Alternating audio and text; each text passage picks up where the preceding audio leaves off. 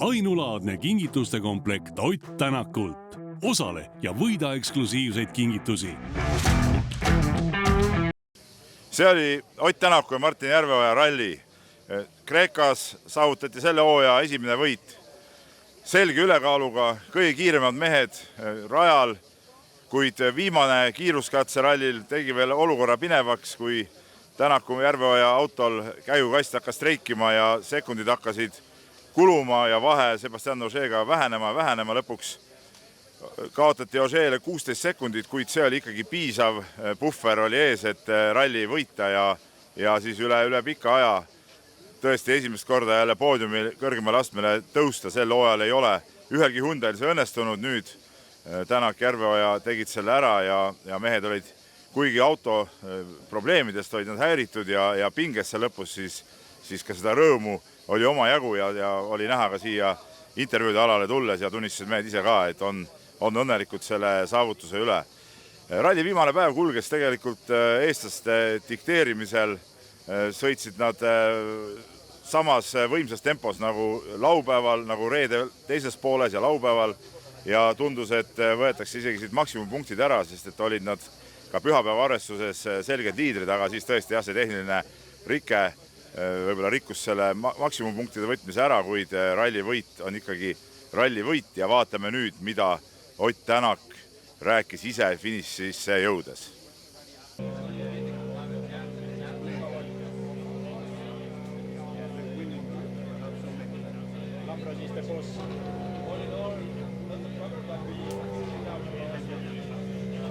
Ott Tänak, palju õnne, suurepärane päev kuni siis viimase kiiruskatseni.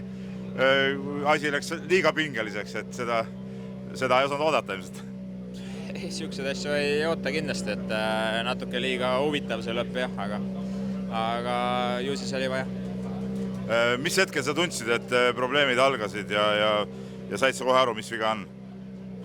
Ma ei tea, kuskil katse peal, et päris palju oli minna, et kohe lõi päris kõva hääle kolmandasse käiku sisse arvatavasti, mingi hammas tuli välja ja esialgu paar kilomeetrit teised käigud olid veel puhtad, aga küllap siis see läks kuskile mujale vahele ka, nii et ütleme nii, et see viimane lõpp ja see viimane ülesõit oli suht äärekese peal, aga need tuli koju. Ütle, kas Ott Tänak on nüüd suures mängus täiega tagasi, et 2 eelmist rallit ühe sa pidanuks võitma, teise võinuks võita, nüüd see esikoht tuli ja küllaltki kindlalt, et nüüd on tiitleitlus ja täiega edasi. Ma ei tea, mis seal ikka muud moodi edasi ja ma ei ole kunagi arvanud, et me ei ole seal heitluses olnud, et jah, Elbin oli aasta alguses väga pikalt eest ära, aga teistega me oleme kogu aeg koos olnud ja ma ei oska öelda, eks see hooaeg on nii noor alles, et siin on veel ikka pikalt minna. Räägi korraks tänasest päevast ka, et läksid põhimõtteliselt sama rütmi ja sama tempoga edasi, nagu eile lõpetasid. Sa küll eile ütlesid, et ei ole tark võib-olla päris kõike välja panna. Kuidas ise tunnetasid seda tänast päeva? Ja, eks me teine ring juba sõitsime suht palju rahulikumalt, et hommikul esimesed 2 katset ikkagi veel okei rütmiga, et kuna teed olid niivõrd okeis seisus, siis nagu lõpp näitas, siis tasus väikest puhvert hoida, et just nende asjade jaoks hetkel tundus, et on seda vaja ja lõpuks oli seda vaja ka, et jah, eks kahjuks käib tehnikaspordi juurde. Ralli tervikuna, kui positiivse emotsiooni sa said, et see annab nüüd edaspidiseks ka ikkagi esimene võit annab uue hoo sisse? Ei no mis hoo ikka annab, ma ei tea, mis selles suhtes need rallid on nüüd läbi ja nüüd hakkab täitsa uus hooaeg jälle või uued rallid, et ega siin jah, siit ei ole praegu mõtta midagi, et see, mis me Eestis Soomes teeme, seda täna ei tea mitte keegi. Ainulaadne kingituste komplekt Ott Tänakult. Osale ja võida eksklusiivseid kingitusi. No kui Ott Tänak jäi endale omaselt isegi natuke tagasihoidlikuks intervjuus, siis kaardilugeja Martin Järveoja ei varjanud seda, et ta on väga õnnelik selle võidu üle ja rääkis ka veel natuke neid viimase kiiruskatse pinevate hetkede tagamaid lahti, nii et vaatame nüüd ka seda, mida Martin Järveoja meile rääkis. Nii, Martin Järveoja, kõigepealt palju õnne võidu puhul. No lõpp läks väga-väga pingelis, et said ka kohe info Oti käest, et käigud ei tööta õigesti või said kohe aru asjast? Ei, ma arvan, ma olingi esimene või nagu küsisin, mis juhtus, autosse tuli lärm sisse ja miskit oli valesti ja siis ta ütles, et mis viga on ja jah, iseenesest ma olen väga õnnelik, aga 4,5 tundi siin rallit sõita hinge kinni hoidus kividest mööda ja siis veel maasikaks viimane ülesõit tund aega veel hinge kinni hoida, et selles mõttes seda ei oleks olnud vaja. No autos tempot ikkagi tajusid, et see puhver oli piisav, et võitu päris ära minna ei saanud, et kui nii sõita nagu lõpus sõitsite? Jah, ega lõpuks pigem oli küsimus selles, et see hääl oli päris hirmus, et ega seda ei tea kunagi, kuna ta lihtsalt otsa saab, et pigem oli nagu mure selle pärast, et jah, tollel hetkel nagu oli eesmärk lihtsalt finišisse jõuda. No ka siia ralliparki jõudmine oli omaette ju küsimuseks, kuidas see mööda maanteed sõitmine oli natuke rahulikum juba? Ei no jah, täpselt nagu ma ütlesin, et paras hinge kinnihoidmine oli, aga teistpidi ega ju ei tea, kuna ta otsa lõpeb, et õnneks jõudsime siia. No nüüd olete mitut rallit olnud võidus kinni, lõpuks tuli selle esimene võit ära, et tänu millele siis sinu vaates? Ma arvan, et kõik kokku, et iseenesest kõik oli olemas, kiirus oli olemas ja mingi tagad jäävad, aga võit on võit. Ma küsisin Oti käest sama asja, et kuidas see emotsionaalselt nüüd järgmisteks koduralli tuleb, annab sellise uue hoo ja jõu ka sisse? Jah, nagu ma ütlesin, ma olen väga õnnelik ja siit on hea edasi minna. Klassika. Aitäh. Tegelikult kogu see ralli oligi kahe mehe suur duell, nii nagu ka kahel eelmisel rallil Portugalis, Sardiinias. Nendel kahel eelmisel võistlusel jäi siis Sebastian Ogier Ott Tänaku ette, siis seekord oli Tänak võidumees ja lõpuks edestas ta Ogier'd 32,8 sekundiga. Kolmanda koha noppis Tänaku tiimikaaslane Adrian Fourmont, kes kaotas juba 3 minutit 9,8 sekundit, nii et see on ikkagi väga-väga suur vahe. MM-sarja üldliider Elfyn Evans oli 4. ja Thierry Neuville valitsev maailmameister 5., aga seal olid vahed juba väga suured ja ega rohkem mehi WRC autodega niimoodi puhtalt lõpuni ei tulnudki.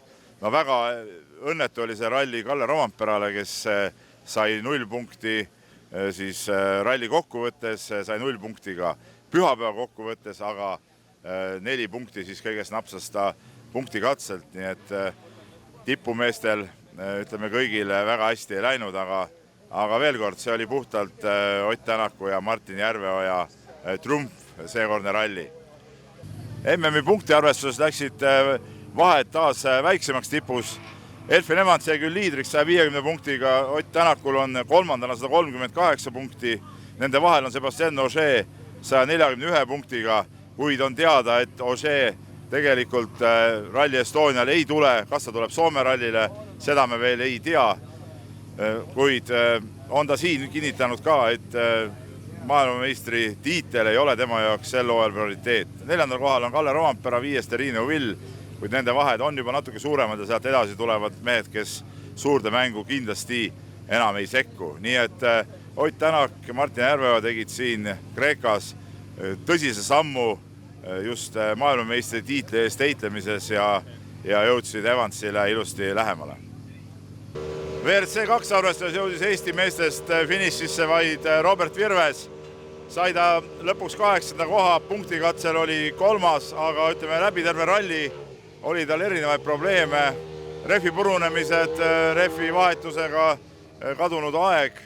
Täna rehvid jäid küll terveks, aga oli probleeme vedrustusega, aga mees vähemalt on finišis ja tunnistas, et vähemalt mingis sõidu mõttes sai kindlust juurde.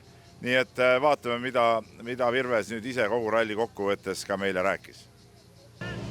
Robert Virves, Kreeka MM-ralli edukalt lõpetatud 8. koht WRC 2 arvestuses. Olid need rehvi purunemised, millest oleme siin läbi 2 päeva rääkinud. Täna õnnestus vähemalt neid vältida ja sõita lihtsalt oma sõitu. Niivõrd kuivõrd jah, et rehvid seekord jäid terveks, aga ütleme natukene vedrustusega. Ei saa täpselt aru, aga midagi saab viga, kui vähe karmimaks läheb tee. Et me siin vahetasime edasi-tagasi neid ralli vältel ja täpselt ei ole aru saanud, et kui katse on siledam ja suuri kompressioone ei ole, siis justkui oli okei sõita, aga nii kui oli rohkem kuumaastik ja oli kõvemaid kompressioone, siis hakkas väga veidralt käituma auto. Et lõpuni erilist sõidunaudingut ka ei saanud, et paras ellujäämine oli. Aga kui sa mõtled sõidu mõttes, lihtsalt puhta sõidu mõttes, olid need probleemid, mis võtsid naudingut maha, röövisid aega. Kas puhta sõidu mõttes kuidagi sa muutusid siin ikkagi kindlamaks, et mingid kiiruskatsed sa sõitsid ju ikkagi päris kiiresti? Ja, et kui ütleme väga erineva iseloomuga katsed olid, et ilmselgelt mul kõige suurem raskus oli, kui on väga kitsas ja tehniline, et seal ma nagu ei saanud kuidagi pihta, ütleme ei ise kui ka ütleme ise ma ei saanud autoga sina peale, et seal oli palju võitlemist, aga muus osas ma ütleks, kui vähegi oli legend oli nii-öelda hea ja klappis, et siis olid väga mõistlikud katsajad ka. No mis nüüd edasi saab? Rally Estonia on tulemas, kuidas selleks saad valmistuda?